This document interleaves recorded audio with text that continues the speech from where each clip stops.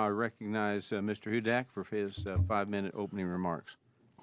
Good afternoon, members of the House Small Business Committee. Thank you for inviting me to testify on tax day. As an accountant, I, my name is Warren Hudak. I'm president of Hudak & Company, an accounting and payroll firm in Camp Hill, Pennsylvania. We have 11 employees, and 90% of our customers are small business owners. We provide a full resources small business would expect from a large accounting firm while maintaining a personal touch. Our job is to work with small business clients to translate the complicated federal tax code and frequently changing tax provisions. This challenge comes on top of other economic problems that small businesses are facing, which include high inflation and pervasive workforce shortages, the inability to get competent labor. We also face these challenges as our labor costs are up 40%. Our software costs have tripled since the pandemic began. Small businesses face an uncertain future that makes business planning extremely difficult. Beginning this year, certain business provisions of the Tax Cuts and Jobs Act of 2017 expire or wind down.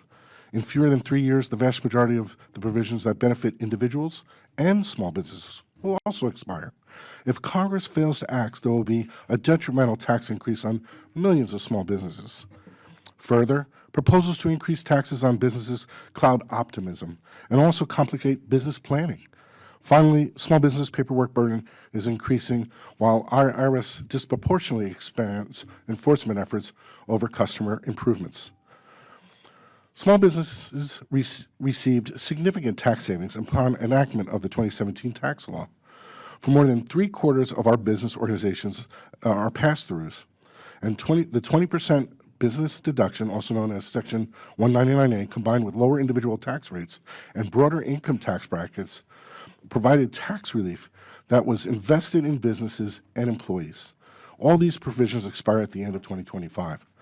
In 2017, the tax law also contained provisions that encourage business investment by allowing for immediate deduction of equipment and R&D costs.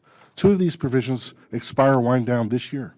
R&D expensing is a big deal when cash flow is tight, which is currently happening due to inflation and rising interest rates.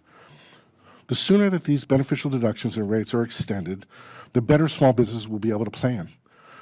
Further clouding business planning are proposed tax increases. President Biden's budget request would increase taxes on small businesses organized as corporations and pass-throughs.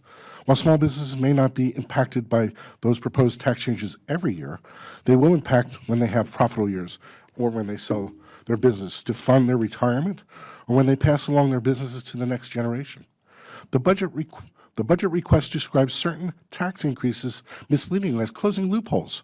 One example of this mischaracterization is a proposal to expand the 3.8 net investment income tax to active business income and increase the tax rate to 5%. It was a deliberate policy choice to exempt active business income from the tax. As former President Obama's economic advisor, Jason Foreman, described, it is not applied to active business income because it could be demonized as a tax on small business and doctors. Nothing's changed. A deliberate policy choice is not a loophole. The proposed expansion of the tax would more than double the revenue connected, further demonstrating that the tax increase proposal is not closing a loophole. If enacted, this substantial tax increase would reduce the ability of pass-through businesses to invest in their businesses and employees and leave them further disadvantaged relative to larger corporations. The Inflation Reduction Act provided nearly $8 billion in new funding for IRS, primarily focused on enforcement. Unfortunately, only 4% of that funding was designated for customer service, which is in need of significant improvement. Small business owners are concerned about increased enforcement efforts. The continued backlog of tax returns, the combination of increased paperwork and data privacy. There have been many improvements in reducing the IRS historic processing backlog, but it remains considerable. Paperwork burdens are expanding as Form 1099-K and beneficial ownership reporting begin next year. Outreach and education efforts on these new requirements are lacking. Nobody knows about these. I also remain concerned about the ability of the IRS to protect personal information. And I worry about pre-populated returns could exacerbate privacy risks. I encourage continued oversight of this IRS expansion and the potential impacts of small business. Congress can help mitigate economic challenges by expanding beneficial small business tax proposals, reducing red tape, rejecting tax increases on small business. Certainty will help businesses plan and increase small business optimism. Thank you for the opportunity to be here today.